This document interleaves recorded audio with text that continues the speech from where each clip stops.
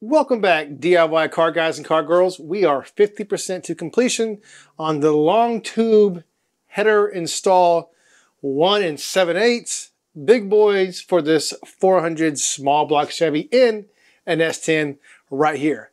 I have the exhaust on the driver's side. All this is actually ready to go. So we're 50% there.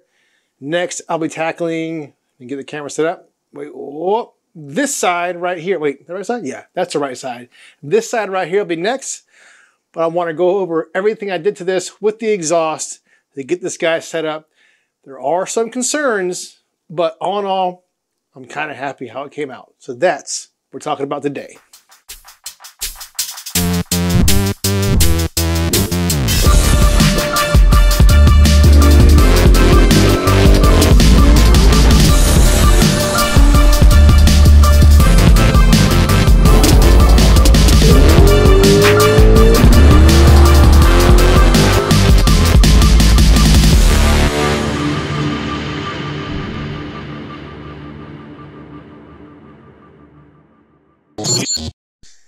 When you are working in a limited space environment, it does make everything a little bit more challenging. So I just have these guys just kind of thrown down here. What I'm going to do for this, they have, the separators that kind of come up off of your valve covers right here. And I'm going to have to change these guys. I'm going to put bolts on these guys right here. It'll come up and these guys will take it down to the plug. So that'll make all this look a lot cleaner. But these guys are done right here, all bolted up. Finally, let's look down here at what's more important, and that is the exhaust. So let's get a slow little pan. The headers come on down. It's right here. It goes underneath the cab support, which is right here. I have just a little bit of clearance in between this guy right here, and it goes all the way on out, like I talked about, to the back right there. And that's where it's going to exit. So we have the driver's side done with the exhaust all complete. I have on this side right here, let me get a close up. Right here, this is where my wideband is going to go. And this is the area of concern. Hopefully you guys can see that. Let me get a little bit brighter real quick. So for your exhaust to go exit out this side, you have this hurdle right here. This is the support that holds your cab to the frame, so you have to go under this. I was very, very tempted to cut this off and then make my own support that goes to the top right here, but I kind of thought I probably shouldn't do that, so I'm just going to go out this way. So this brings your exhaust down pretty low to the ground. Whenever I take this off the jack stands, I'll show you exactly how tight this guy's going to be right here. So let's go out this way, and I'll show you some other stuff I had to do to get these long tubes to kind of go underneath this guy right here and then out to the back. And if you're wondering how large this exhaust pipe is, this is 3.5-inch exhaust. So it's the big one. It comes from the 90 right here. This is a Speedway Motors 90, 3.5. Evil Energy V-band. And yes, this is all flux cord. It was definitely a little tricky. I didn't do so good in this side, but then I went in this side and I kind of figured it out because I didn't use that much heat. I kind of put the welder on the lowest heat. So when you're doing this, you have to like start down here and then hit this a little longer, come down. It's definitely a little tricky, but any DIY person with a little bit of time and experimentation can do this, because I did all this with Harbor Freight stuff. So there's no excuses. You can definitely do this with inexpensive tools. So comes down to this. This is also a Speedway. This is a, I forget what it was. They had a longer section of pipe. Maybe it was like 4 or 5. Can't remember. I have the link of everything down below in the description. So if you want to know what parts I use, get an idea how much it's going to cost you, then you can look right down there. This is another 90 bin from Speedway that I kind of sliced up and took it right underneath this support right here. And you can see I didn't want to get too close, but I got as close as I could to the cab support right here, that I have a little bit of clearance, so when it moves up and down, my motor mounts are pretty stiff, so I'm hoping it doesn't hit. We will find out.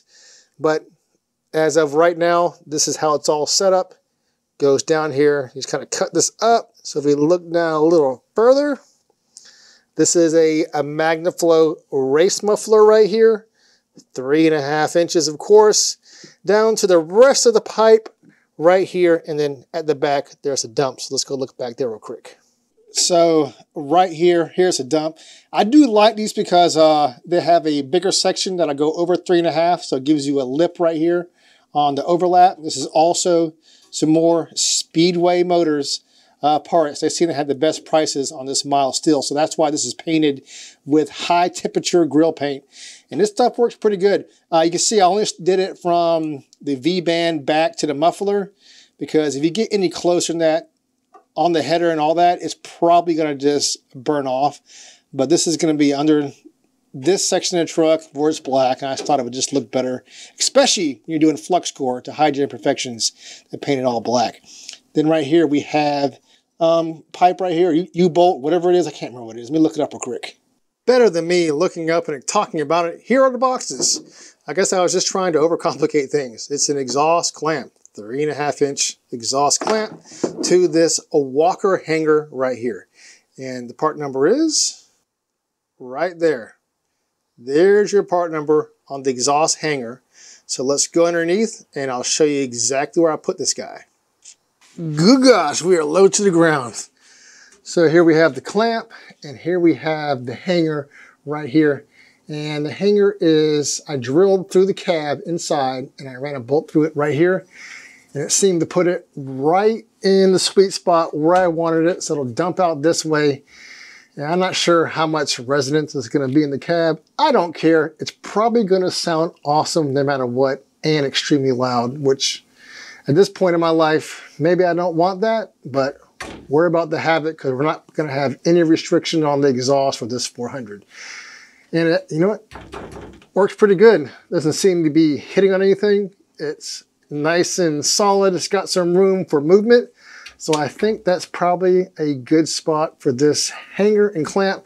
I didn't really see any other spot that was going to be easy to hang it like this. So let me show you in the cab where I drilled it, and I bolted it up and just seemed to work pretty well. So you can still see the speckles. I haven't vacuumed any of this up. I'm not worried about that right now. But anyways, this is where I drilled it out, and this is where I bolted it. So if you want to duplicate it, that's where you need to hit it up. So I guess the biggest concern I have with this whole setup, not to mention your turning radius, because it'll hit your header right there. So you have to limit your turning ability in these guys. And that is also, for this guy to get past all that, is it's going to limit your ground clearance. Here is a clip right here of me getting into the vehicle, sitting down, and then you can see that we have about, when I sit in it, it's about 4 inches of ground clearance, which is not that great.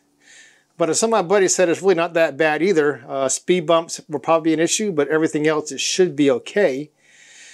But one thing I definitely want to do for this guy right here, these are some makeshift lowering springs. You can tell these guys were cut. I do have some competition engineering shocks, but the springs themselves are, I'm not sure what the guy did to lower it, but he lowered it himself when I got this guy as a roller. So I do want to get adjustable coilovers, because the front to the back is about 1.5 inches lower on the front than it is in the back. So I could probably bring that up another inch, get about 5 inches of clearance, and that should be pretty decent for most street driving that I want to do. If I go to the track, then I can use the adjustable coilovers, and I can lower it down a little more depending on the track conditions. So that's definitely an upgrade that I still want to do in the future. So be sure to stay tuned for that video also. If you're wondering what welder I use for all this, this is the welder I use. It's a titanium Easy Flux 125. I have lots of videos. If you look down on my channel, I have lots of welding videos of how to weld exhaust pipe with this guy right here. So I didn't go over in this video because I have plenty of videos like that on the past. I'll have a link to this guy in the description. This is the video you want to look for. That is also down in the description. So if you want to know how I weld my exhaust pipe with this guy right here, check that video out. So that pretty much wraps up the video. Just wanted to do a quick video on an update. What I've done to this guy so far to get the exhaust and this side all mocked up. We still have this whole side right here to take care of. And I'll tell you what, I'm not looking forward to it, but we're halfway there.